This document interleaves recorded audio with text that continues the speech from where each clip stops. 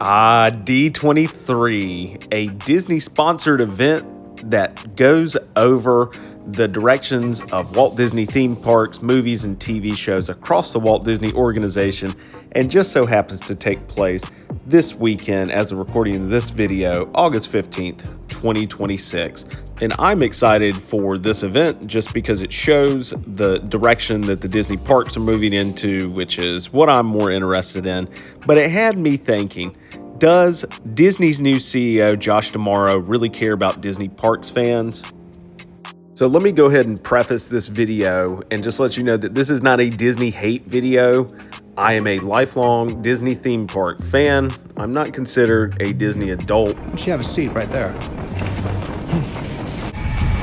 You see how this looks, right?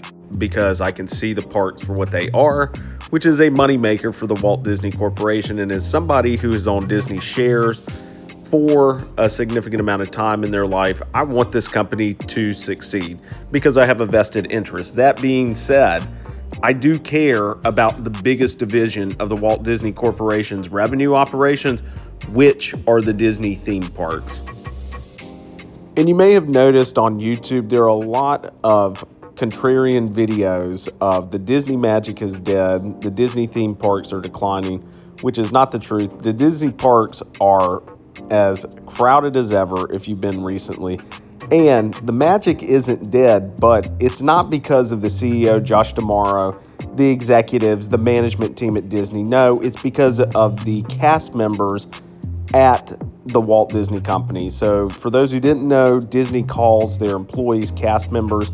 So when you visit any of the Disney hotels, the theme parks, it's really because of those people that you're having a great experience. So shout out to all the cast members who make it magical year in and year out.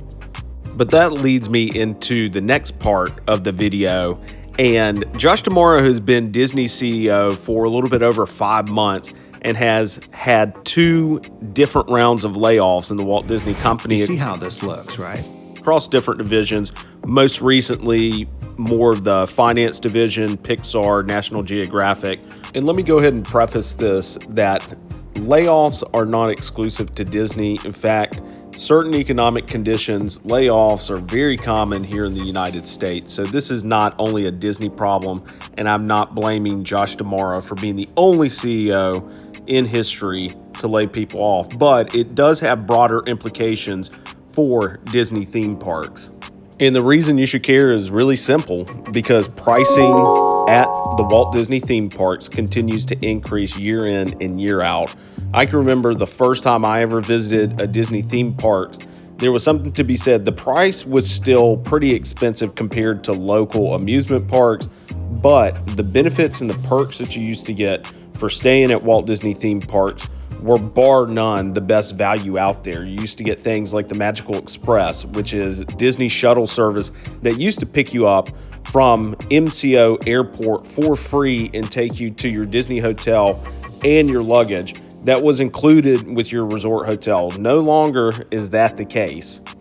In addition to losing the Magical Express, you also lost free Fast Pass. And the reason this is such a big deal is because this is an incremental cost that sneaks up on individuals and families that visit the Walt Disney theme parks. And so for those who don't know, Disney's Fast Pass used to be included for free with your park admission ticket. So that was a big deal. So Disney's Fast Pass has now had different iterations. It was called Genie Plus, which it was hot garbage back in the day when it was Genie Plus.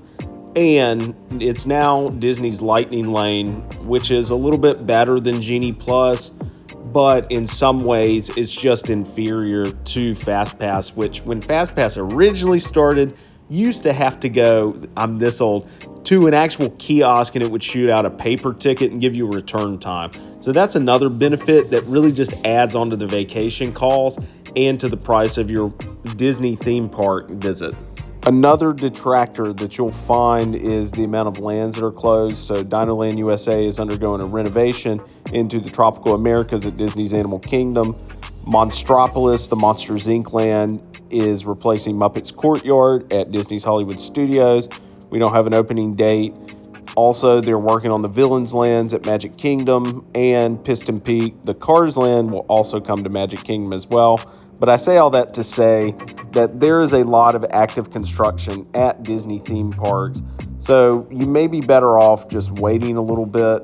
And the future of Disney parks will probably be pretty cool with those additions of the lands. But there's also renovations and active construction over at the Disneyland Resort. You've got the Coco boat ride that's coming to Disney California Adventure. And apparently they're moving forward with the Avatar Land at Disney California Adventure for some reason.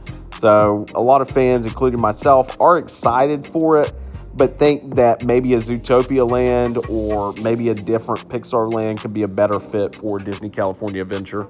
So let's go ahead and close this video out on a more positive note. So do I think that Disney's new CEO, Josh D'Amaro, hates Disney Parks fans? The answer is no. He's not a Bob Chapek, right? Bob Chapek has a book coming out, which I'm actually interested in reading because I'm here for some infighting at Disney, and I just love the tea and the drama that'll probably come from that book. But Disney's Josh D'Amaro is well poised to lead the Disney company in a new direction that's different from Bob Iger, which Bob Iger is now owner of the Los Angeles Lakers for whatever reason. So that's totally unrelated to Disney, but kind of related. So what does Josh D'Amaro need to do to keep Disney Parks fans like myself and others on his side? Is you got to follow through. So a lot of these announcements that were made in the period of the COVID pandemic, they never came to pass. In fact, the Tropical Americas at Disney's Animal Kingdom was supposed to be a Zootopia Land and a Moana Land mixed together. So the Villains Land has to get done in a timely fashion because the competition up the road already is expanding Universal's Epic Universe, which I'm excited for. Seems like a Creature of the Black Lagoon dark ride, so stay tuned for that.